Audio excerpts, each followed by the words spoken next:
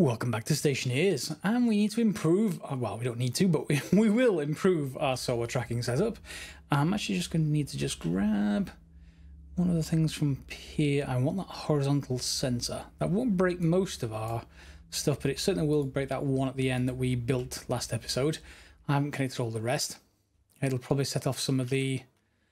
or did I just use 8 explicitly and not actually read it from the sensor? I may have used it explicitly. In any case, what we're going to do is going to put the sensors back down. Now, the thing that when I decided to do it common sense, the thing that I was just stupid about, that I just forgot about, because it's been so long since I actually originally investigated these sensors, I forgot exactly what they do when you had them in certain orientations. So I was using a single sensor, just getting the idea of where it is in the sky. But of course, that's not the only orientation you can put this sensor in. You can put it in any orientation you like, and you'll get different angles depending on which way you actually use it. So now... Oh, is that going to say jetpack on every time I turn it on? Jetpack on. Oh, really? Okay, that's new. So what we can actually do is put them on perpendicular surfaces. So if I put one, let's say, right about... Let's just rotate that. Right about... I don't know, here. I can also put one here, and this will let me read the angle in the, obviously, 90 degrees from the original.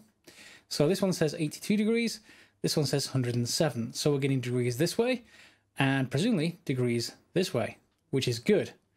82 degrees at roughly noon means that 8 degrees is right from before, where we had it right there.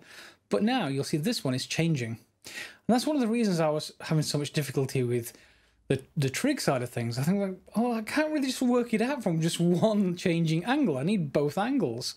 So yeah, I obviously just didn't think of it, so that's me being stupid.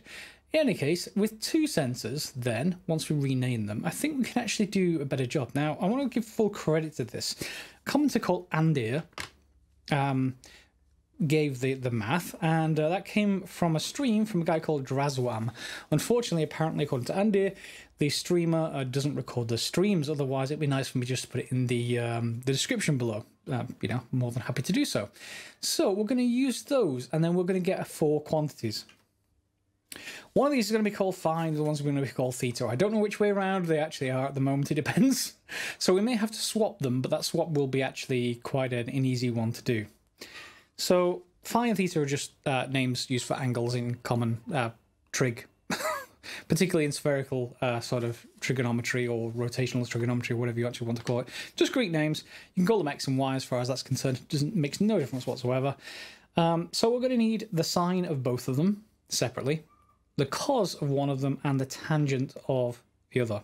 So sine of phi, sine of theta, cos of phi, and tan of theta. We're going to need those 4 quantities.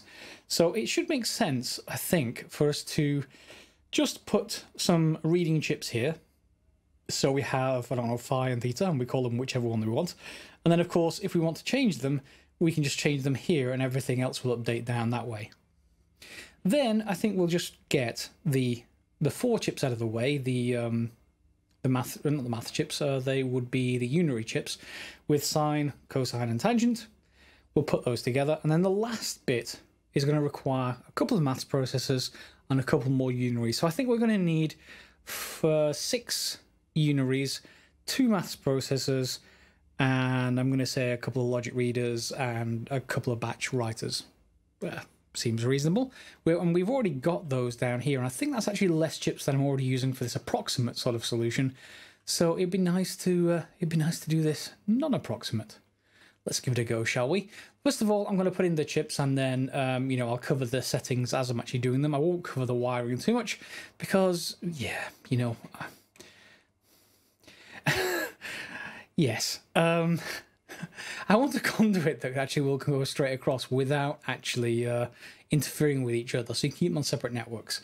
Sort of like that would be cool, but where they are allowed to cross each other rather than actually be a junction with each other. But yeah, I digress. That's fine. Oh, also, a couple of other things just before I get into this chips and stuff. The double jump is sort of weird again. They're continually making changes. So if I single jump now, and if I double jump, nothing happens. Nope. It's not there anymore. However, so you can sort of hold down regular jump. Kind of. You see, it's like it almost makes 2 jumps and then a third one goes a bit further, and it again still imprecise.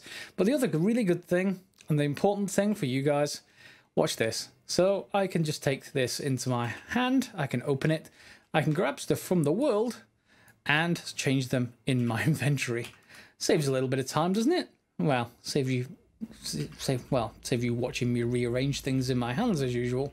So the last thing I will say before I put the chips down is that if you're going to do this solution at all, you may want to consider a second row of solar panels and maybe offsetting every odd panel, at least if not every second panel, and having 3 rows. Mainly because if you're more inclined, the shadows of these will fall on the other panels. So in my case, it's very near vertical, so I'm not going to bother with it. But in your case, you might want to move this one back 1, for example, and that will give some room for shadows this way, and the same on the next row, and then some room for shadows going from front to back, although I don't think we're going to need that. In any case, as far as I know, there is no seasons at the moment, so we're not going to have the sun moving across the sky in different arcs in different seasons, unless they have implemented it. So all we have to really account for is, you know, the combination of the inclination of the planet and where we are on the planet. You know, it's probably just a single value and very, very easily implemented in game rather than something more complicated like an actual planet. But you get the idea. We're probably going to have a fixed inclination at noon, and we just have to cope with it. But this math should cope with any inclination, I would have thought. Let's get going.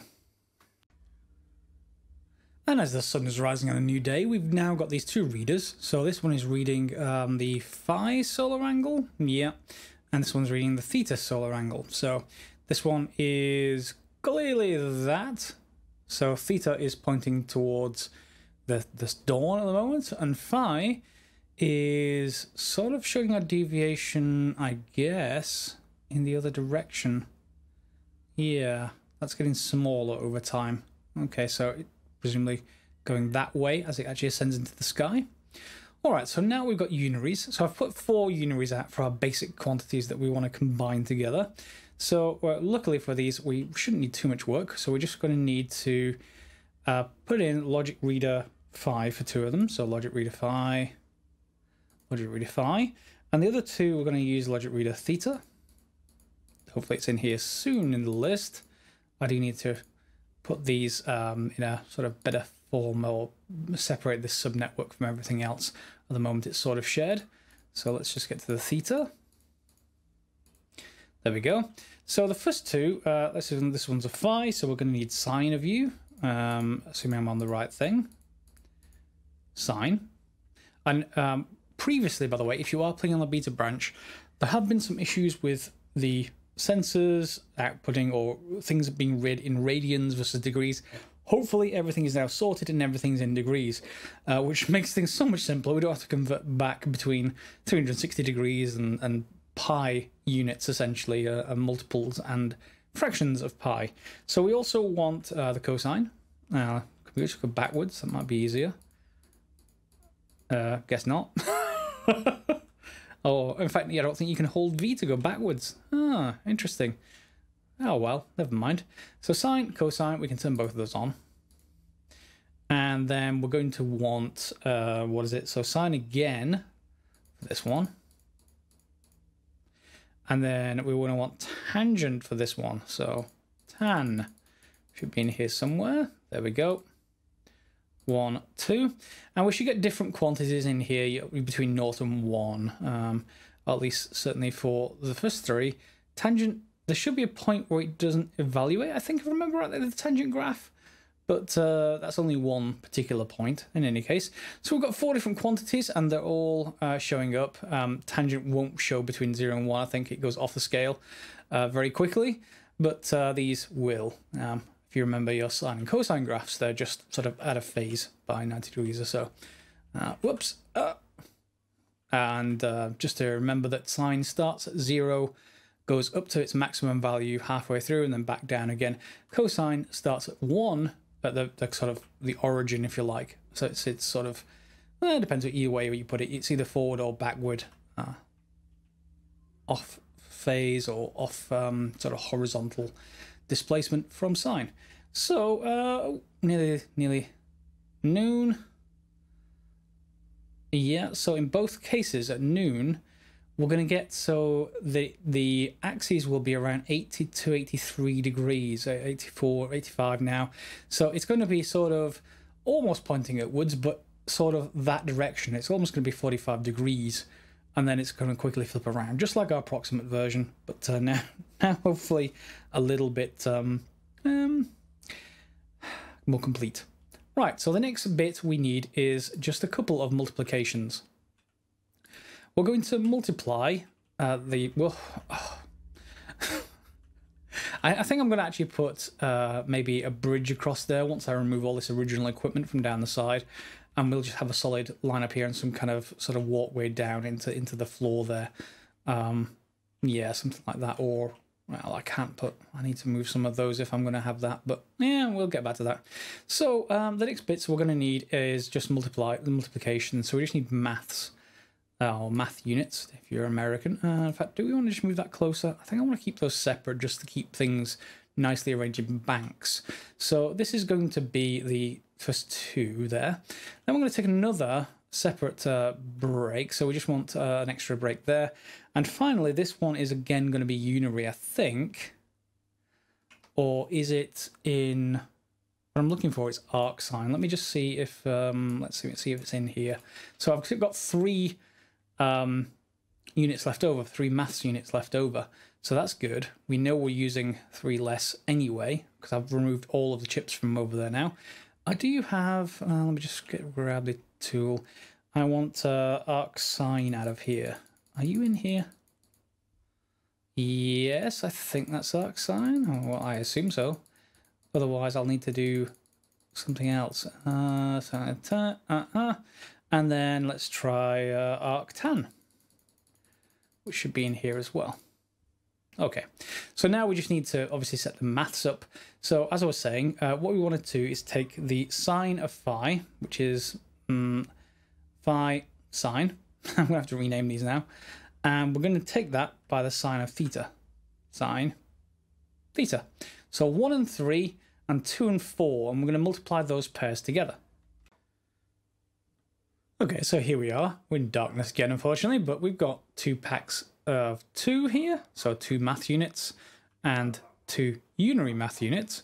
And that noise is going to annoy me. I'm going to need to see in the audio settings whether you can turn those off or not.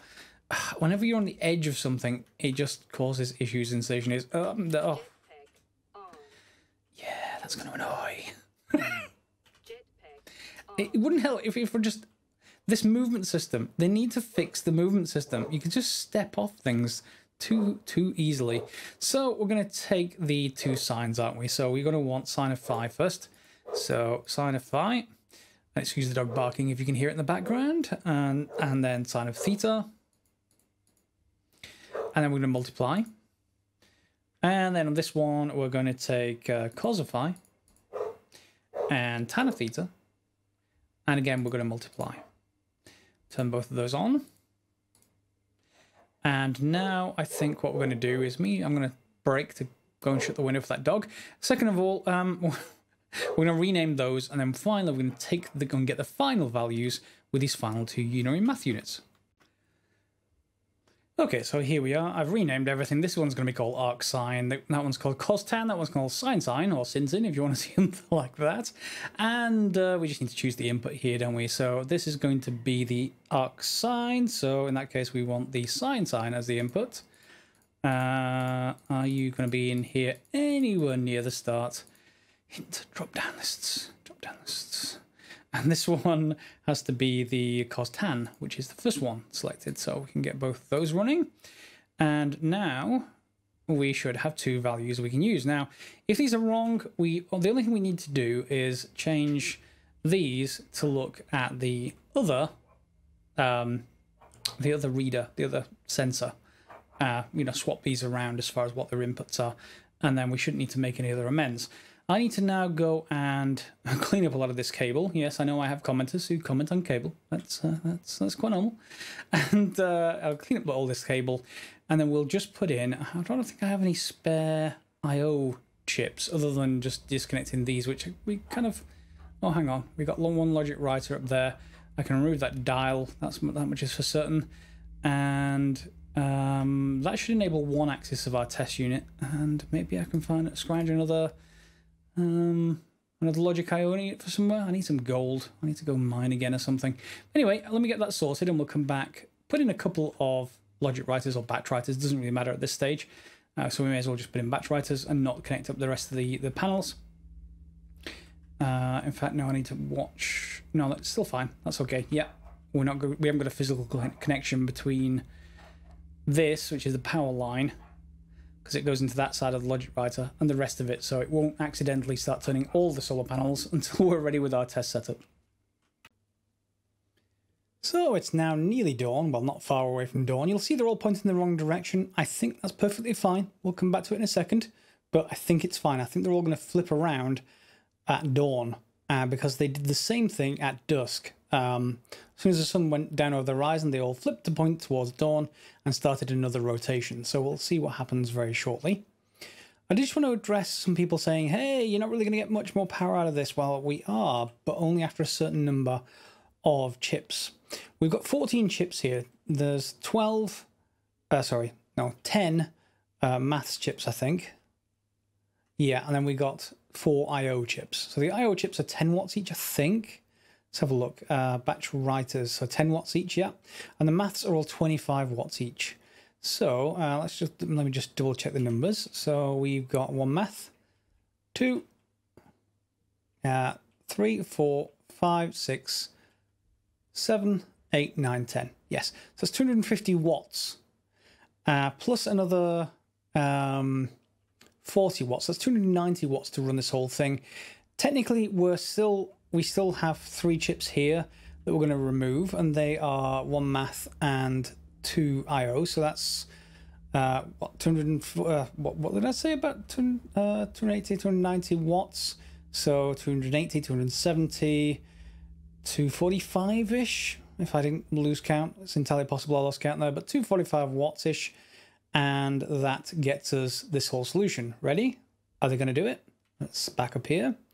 Let's see if this works. So yeah, 245 watts, and remember, you'll get the extra efficiency towards the middle of the day. Oh, there they go. Let's see whether they continue to work. Extra efficiency towards the middle of the day, and the more solar panels, of course, the more benefit you'll gain from that increase. So at the moment, obviously, I have 10, I think I remember. So that'll be okay. I'll need probably a lot more. But again, it's free after the break-even point. You just keep putting more solar panels in, and you'll get more from each one. The point at which you choose to do so is entirely up to you. So each of these should now start rotating to the left again. And we can just check that out here. I did have to make one more change to the values here. I'll come back to that in a second. I just want to see what they're being told.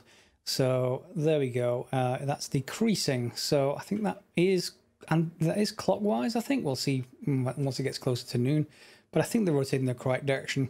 The reason why I had to make one more change is this value again, this troublesome value. I had to change this to -1 and this to multiply. So in my case, 0 would have been fine, but if I set it to 0, they rotate anti-clockwise. So they're following it exactly the opposite direction I want them to follow it. Same track in the sky, just the angle is entirely the wrong side of dead up and down. So in my case, I set it to -1. It may be that I've got one of these functions wrong. And if someone wants to comment saying that they've obviously seen something, that's fine. Remember now that these two sensors are flipped. So phi is pointing towards sunrise. Theta is pointing towards sort of south, if we go by that. So these are then pointing correctly at the phi. This is called phi.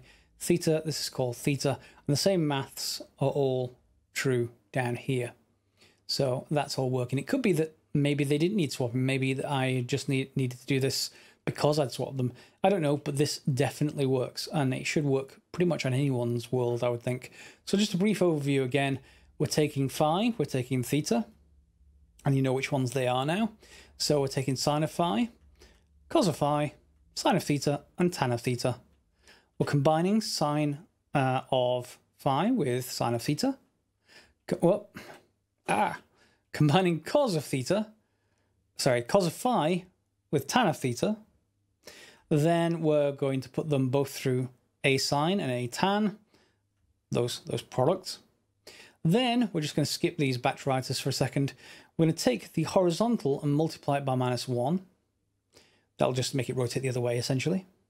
And I'm going to take the vertical and divide by 1.8, because vertical goes in percentage, horizontal goes in degrees. Never quite figured out why that is, but yeah. Maybe it's just because that you can't set, yeah, that's what it is. If they were set to 0 degrees, not percent, they should be pointing at the horizon, but because they're not, they're assigned a 0 to 100%, which goes between 15 degrees and 165 degrees on the other side of things. So yeah, we're not going to set them in degrees, but as you can see, they are all rotating to follow the sun. The negative efficiency is up to 92 already, and that will continue to increase towards noon, just like we did before. I remember the first time around, it worked perfectly until noon, and then everything went horribly wrong. But now it's working horribly right. Well, really, really nicely right. So that's sort of as perfect as we can get without applying all the extra maths that we did in season 1. And there were some really good commenters in season 1. If you're rewatching those videos, look at the comments. The commenters have a bunch of different ways of solving it in less chips than I did.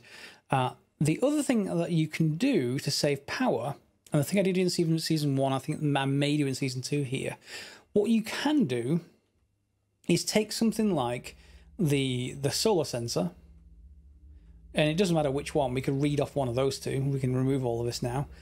You can then hook it up to a transformer and keep the power control on this cable, maybe do it here or something like that. That would be pretty suitable. And you can sense whether it's night. And if you sense whether it's night, you can then use that to switch on or off the transformer, meaning that none of these will move at night, that much is for certain, but also all this electronics will switch off at night as well.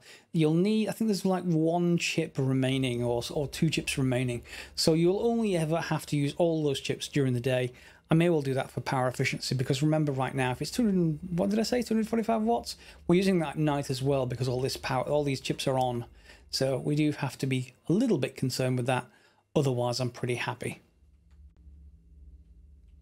So while this isn't the ultimate version of solar tracking, it is pretty good. I'm much happier with this now than I was with our first version. And come on, it looks so cool. Someone put a thumbs down on the last episode, by the way. It's rare that I get thumbs down rather than likes, but maybe it was because I'd approximated it. I don't know. Guys, if you want a thumbs down, let me know in the comments why. Or say that your thumbs down because of a reason, or give me some indication as to what I did wrong. I tried to approximate it. I'm sorry. At least you've got a full trig version now. Oh no. You've got a full trig version now running, and we can get back to more suitable pursuits. We can just drop in solar panels just like before and get a lot more power out. So next episode we'll be back to more ordinary stuff. Well, I say ordinary in Stationeers, particularly on the beta branches, just a whole bunch of surprises ready to kill us at every turn. I'm just going to double check, see if there's anything in the patch notes I wanted to mention. 1 second. Okay, so I did record a segment where I explained some things, and I think I deleted it because I wasn't happy with it, so do bear with me if this is repeated accidentally somewhere else in the episode. Don't think it will be, though. Just a brief note to say that filters are not reusable. Filters are consumable now. This one is dead.